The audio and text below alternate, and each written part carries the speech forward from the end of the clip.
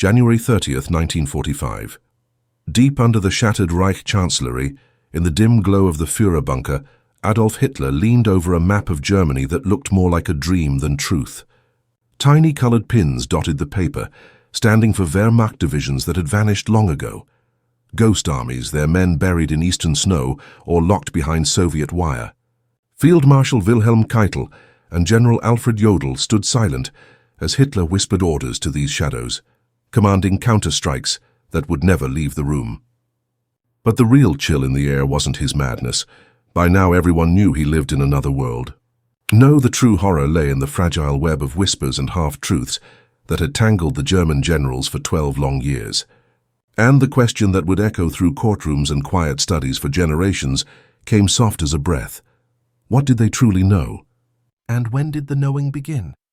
The lies started whispering before the first gun roared in the war.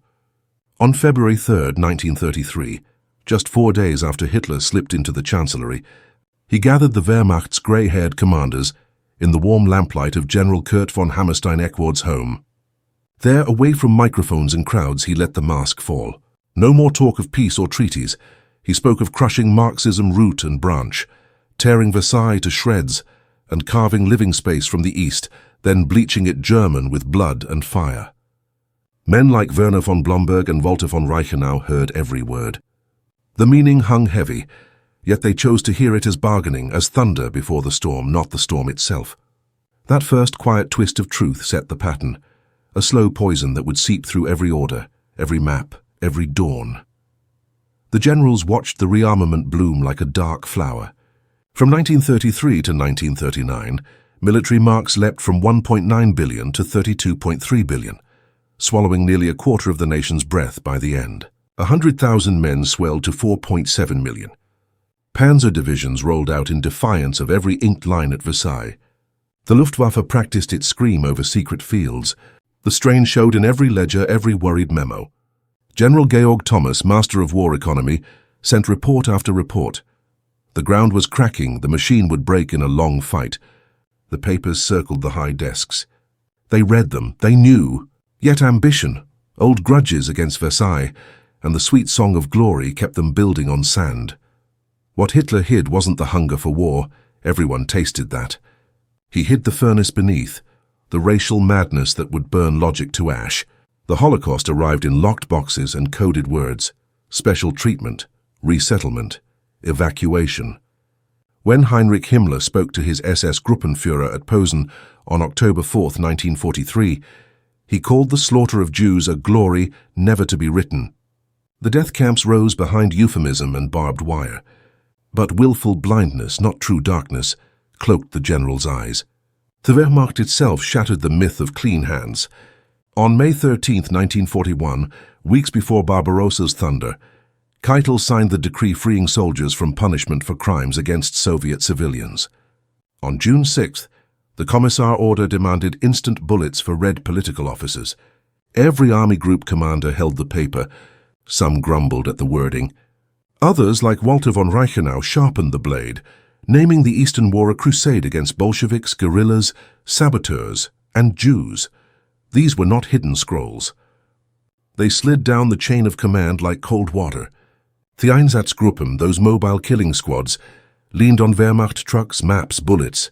When Einsatzgruppe A reported 229,052 Jews murdered across the Baltics by February 1, 1942, the bodies fell inland, held by Army Group North. Generals like Karl von Roques and Max von Schenkendorf traded letters with SS police, planned sweeps, shared coffee over requisition forms. The paperwork lived in filing cabinets, not shadows.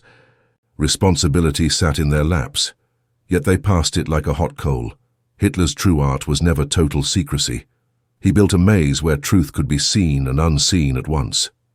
He scattered authority like broken glass, Wehrmacht, SS, party, civil governors all clawing for the same scraps. When a general swore he knew nothing of Holocaust rails, he could point to Himmler's black uniforms. When pressed on Wehrmacht massacres, he blamed SS primacy. The chaos was the point. Intelligence suffered the same fracture.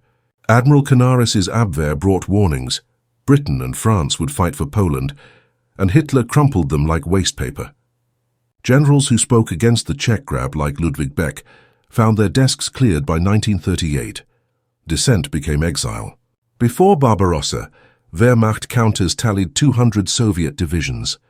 The real count whispered 303. The diary of Franz Halder twisted like a vine.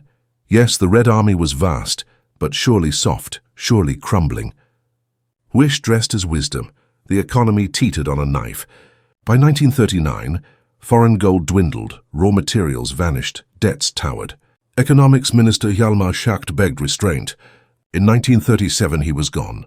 Hermann Göring's 4-year plan chased autarky at any cost. Generals read Thomas's red ink forecasts and still saluted conquest as the cure. Hitler never shared the calendar in his head. Poland in 39, the West in 40. Not readiness but desperation. Reserves bled dry. Only the Molotov-Ribbentrop Pact bought Soviet grain on borrowed time. Logistics officers begged for trucks, fuel, reserves. Their memos yellowed in drawers. Knowledge of the killing grew like frost. In Poland, 1939, mass graves yawned under Wehrmacht boots. General Johannes Blaskowitz sent furious protests up the chain. Executions of priests, teachers, Jews. Walter von Brauchitsch carried them to Hitler, who sneered that war wasn't fought with charity. Blaskowitz was shunted aside. The reports kept coming, thicker, colder. Einsatzgruppen tallies, locations, body counts, methods, landed on military desks.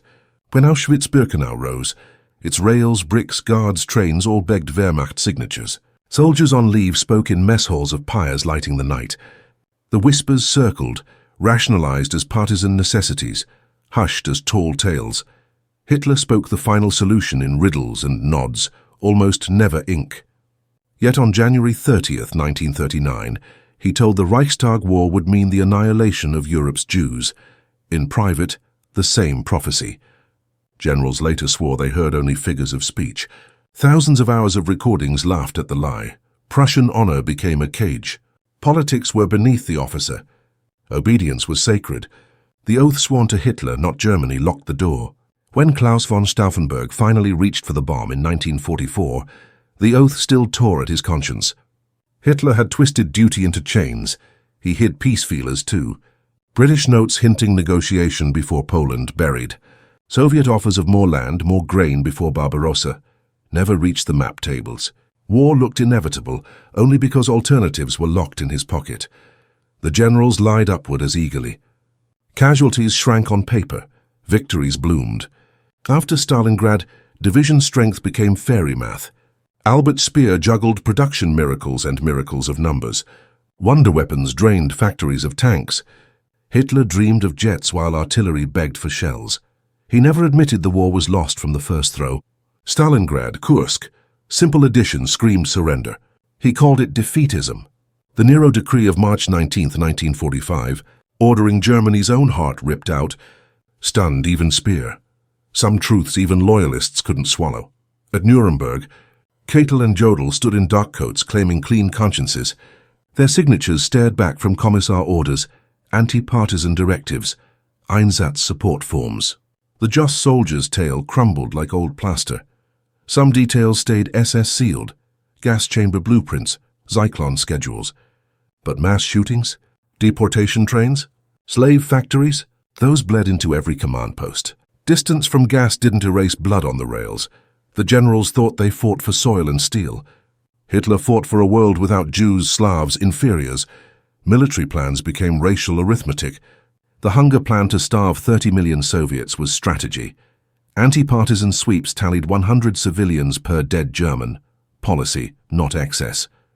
By 1943, Hitler's hands shook, his rages flared. His doctor pumped him with shadows. Generals saw the wreck but had no lever to pull. The command chain ended at a trembling finger. D-Day loomed. Intelligence screamed Normandy. Hitler fixated on Pas-de-Calais. Panzer reserves sat frozen until his nod. Too late. American factories birthed more steel in a month than Germany in a year. The numbers were carved in stone. Hitler screamed treason at the messenger. He never told them unconditional surrender was partly their own making. Allied leaders trusted no promise from a regime soaked in crime. He hid his joy at German graves, his scorn for unreliable blood. Stalingrad, Tunisia, Falaise, Armies fed to the fire. Enigma cracked wide. Convoys sailed into traps. German cryptologists whispered compromise. Hitler heard incompetence. T-Fort euthanasia murdered 70,000 disabled before the East opened. Wehrmacht doctors signed the forms, perfected the showers, later exported.